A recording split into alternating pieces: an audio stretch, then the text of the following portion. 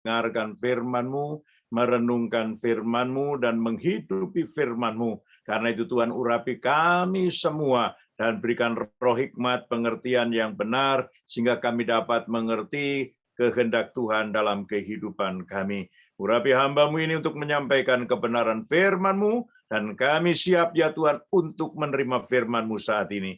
Di dalam nama Tuhan Yesus Kristus, kami berdoa. Haleluya. Amin. Salam, saudara-saudaraku yang dikasihi oleh Tuhan. Mari kita akan membuka Alkitab kita. Kita akan membaca satu ayat. Ini masih dalam suasana kemerdekaan, bulan Agustus dan di minggu terakhir. Kita akan membaca Galatia pasal 5 ayat 1. Galatia 5 ayat 1. Demikian firman Tuhan berkata, supaya kita sungguh-sungguh merdeka, Kristus telah memerdekakan kita. Karena itu, berdirilah teguh dan jangan mau lagi dikenakan kuk perhambaan. Inilah firman Tuhan yang Rasul Paulus sampaikan kepada kita sekalian, bahwa supaya kita benar-benar merdeka, Kristus telah memerdekakan kita.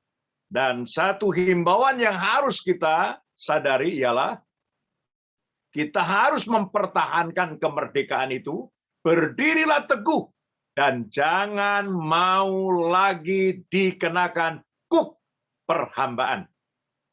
Jangan mau lagi dikenakan kuk perhambaan. Merdeka berarti itu bebas. Bebas dari penjajah, bebas dari tekanan, bebas dari belenggu. Itu merdeka. Indonesia merdeka 76 tahun. Dan itu pun melalui perjuangan yang luar biasa yang dilakukan oleh para pahlawan, tidak sedikit pengorbanan, tidak sedikit juga akan perjuangan yang dilakukan untuk mencapai kemerdekaan hingga Indonesia merdeka. Namun kemerdekaan yang Yesus berikan kepada kita adalah kemerdekaan yang sejati, yang tidak bisa diberikan oleh siapapun juga. Karena Yesus telah berjuang untuk saudara dan saya mengalami kemerdekaan yang sebenarnya. Dalam Yohanes pasal 8 berkata, jika anak itu memerdekakan kamu, kamu benar-benar merdeka. Dan Yesus telah perjuangkan itu, supaya saudara dan saya menerima kemerdekaan yang sejati. Dan kemerdekaan yang Tuhan berikan kepada kita, apa yang Yesus lakukan untuk kita, ada 3 yang akan saya sampaikan pada saat ini. Yang pertama, bahwa Tuhan memerdekakan kita dari perbudakan dosa. Sekali lagi, Yesus memerdekakan kita dari perbudakan dosa. Dosa telah mengikat manusia, dosa telah membelenggu manusia, dosa telah menguasai kehidupan manusia. Dan manusia tidak bisa melepaskan diri dari kuasa dosa itu. Dengan berbagai macam cara manusia ingin melepaskan dirinya dari belenggu dosa, namun tidak bisa. Paulus berkata, aku ingin berbuat baik, tetapi yang jahat yang kulakukan. Aku ingin hidup suci, tetapi dosa yang kulakukan. Manusia tidak bisa melepaskan dirinya dari kuasa dosa. Tetapi Yesus datang untuk melepaskan kita dari kuasa dosa. Dalam Roma pasal yang ke-6, ayat yang ke-18, ayat yang ke-22, dikatakan di sana bahwa kita telah dimerdekakan dari perbudakan dosa. Dosa telah dikalahkan oleh Tuhan. 1 Petrus 2, di dalam ayat yang ke-24, 25 dikatakan di sana, ia sendiri, yaitu Yesus, telah menanggung dosa kita di dalam tubuhnya di kayu salib. Kematian Tuhan di atas kayu salib karena menanggung dosa saudara dan dosa saya. Dosa kita ditanggungnya di dalam tubuhnya di kayu salib. Dan supaya tubuh yang mati karena dosa hidup untuk kebenaran. Jadi setelah dimerdekakan dari dosa, Tuhan berkata, jadilah hamba kebenaran. Dan firman Tuhan berkata, oleh bilur-bilurnya kamu telah disembuhkan. Kristus telah melepaskan kita dari perbudakan dosa. Karena itu mari kita bersyukur kepada Tuhan. Karena hanya Tuhan yang bisa melepaskan kita dari kuasa dosa. Sebab Dia telah menanggung dosa itu di dalam tubuhnya sendiri di atas kayu salib. Yang kedua, firman Tuhan berkata, upah dosa adalah maut. Dan Kristus telah melepaskan kita dari belenggu maut ini. Dari kuasa maut ini. Firman Tuhan berkata, oleh karena ketidaksetiaan satu orang, maka dosa telah masuk ke dalam dunia, dan kematian telah menguasai manusia, dan maut telah menguasai manusia. Siapakah yang dapat melepaskan kita dari maut ini? Rasul Paulus berkata dalam Roma pasal 7, ayat 24, dia berkata, aku ini manusia celaka, aku ini manusia yang begitu celaka, sia-sia. Siapakah yang dapat melepaskan aku dari tubuh maut ini? Tidak ada seorang pun yang dapat melepaskan dirinya dari kuasa maut. Maut adalah kematian kedua. Sekali lagi, maut adalah kematian kedua. Dan dalam Wahyu pasal yang ke-20 atau 21, pasal 20 dikatakan di sana bahwa maut itu adalah lautan api. Dan itu kematian yang kedua. Orang bisa sebut itu neraka. Itulah hukuman karena dosa. Maut menguasai manusia. Dan tidak seorang pun dapat melepaskan dirinya dari kuasa maut. Tetapi Yesus melepaskan kita dari kuasa maut. Sebab itu kita bersyukur kepada Tuhan. Karena kematian kedua tidak menguasai kehidupan kita. Kenapa? Karena Yesus telah tanggung kematian kedua itu. Sebab itu dalam Ibrani pasal 9 ayat 27 berkata, manusia ditetapkan mati hanya satu kali. Perhatikan saudara, mati hanya satu kali. Sekali lagi, mati hanya satu kali. Tuhan tidak rela kita masuk dalam kematian yang kedua. Karena kematian yang kedua adalah hukuman. Kematian yang kedua adalah neraka. Kematian yang kedua adalah lautan api. Dan Tuhan tidak mau saudara masuk ke sana. Sebab itu dia tanggung dosa kita di dalam tubuhnya di kayu salib. Dan dia mengalahkan maut. Roma 6 ayat 9 berkata, Kristus telah bangkit dari kematian. Dan dia tidak mati lagi. Kuasa maut tidak berkuasa atas dirinya. Maut tidak berkuasa atas dirinya. Dia telah mengalahkan maut dan memberikan kepada kita kehidupan yang kekal. Sebab itu, Rasul Paulus melanjutkan dalam firman Tuhan yang tadi dikatakan Roma 7 ayat yang ke-24 dan 25. Mengucap syukurlah aku kepada Allah karena Yesus Kristus Tuhan. Dan dia sambung dalam Roma pasal 8 ayat 1 dan ayat 2. Bahwa setiap orang yang ada di dalam Kristus tidak turut dihukum. Sekali lagi, tidak turut dihukum, saudara. Maut tidak bisa menguasai. Sebab roh yang hidup itu telah memerdekakan kita dari hukum dosa dan hukum maut. Hukum dosa dan hukum maut telah diatasi oleh Tuhan. Dan setiap orang yang percaya kepada Tuhan dilepaskan dari kuasa dosa dan kuasa maut. Sebab itu dalam Yohanes pasal yang kelima, ayat yang ke-24 berkata demikian. Saya akan bacakan. Aku berkata kepadamu, sesungguhnya barang siapa mendengar perkataanku dan percaya kepada Dia yang mengutus aku, ia mempunyai hidup yang kekal dan tidak turut dihukum, sebab ia sudah pindah dari dalam maut ke dalam hidup. Jadi setiap orang yang percaya kepada Tuhan Yesus, dia tidak turut dihukum. Kalau firman Tuhan ini kata Yesus sendiri kepada kita sekalian.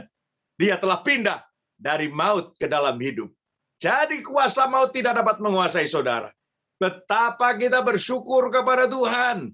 Di hari kemerdekaan itu ingat kemerdekaan Tuhan yang Tuhan berikan kepada kita. Tuhan memerdekakan kita dari kuasa dosa. Tuhan memerdekakan kita dari kuasa maut. Sehingga kita menjadi orang-orang yang benar-benar penuh sukacita. Seperti pujian kita yang pertama tadi, sukacita luar biasa Tuhan berikan kepada kita. Mari kita bersama-sama menikmati kesukacita Tuhan ini. Sukacita dari Tuhan ini. Kemerdekaan daripada Tuhan ini. Dan ini harus kita pertahankan. Pertahankanlah saudara, berdirilah teguh dan jangan mau lagi dikenakan kuk perhambaan. Jangan mau lagi dikuasai oleh dosa dan kuasa maut. Karena itu mari kita berjuang untuk mempertahankan kemerdekaan ini.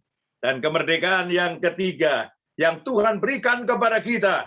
Apa itu yang Tuhan berikan kepada kita? Tuhan berkata kepada kita, yang ketiga ialah Tuhan memerdekakan kita dari posisi seorang budak menjadi anak. Sekali lagi, Tuhan memerdekakan kita dari posisi seorang budak menjadi anak. Dan ini hanya bisa ditebus oleh Tuhan. Ini hanya bisa dilakukan oleh Yesus. Yesus yang dapat melakukan semuanya itu. Kita bukan lagi budak, tetapi kita anak. Sebab Yohanes pasal 8 berkata, hamba tidak tinggal dalam rumah, tetapi anaklah yang tinggal dalam rumah. Sekali lagi, hamba tidak tinggal dalam rumah. Anaklah yang tinggal dalam rumah. Dan Yohanes pasal 1 ayat 12 berkata, setiap orang yang percaya kepada Yesus diberi kuasa untuk menjadi anak-anak Allah. Jadi kita dilepaskan dari posisi budak menjadi anak ahli waris. Sekali lagi, menjadi anak ahli waris. Sekali lagi, menjadi anak ahli waris kerajaan surga. Dan itu yang dapat melakukan cuma Tuhan. Posisi saudara bukan budak lagi. Posisi saya bukan budak lagi. Tapi posisi kita sekalian adalah sebagai anak-anak Allah.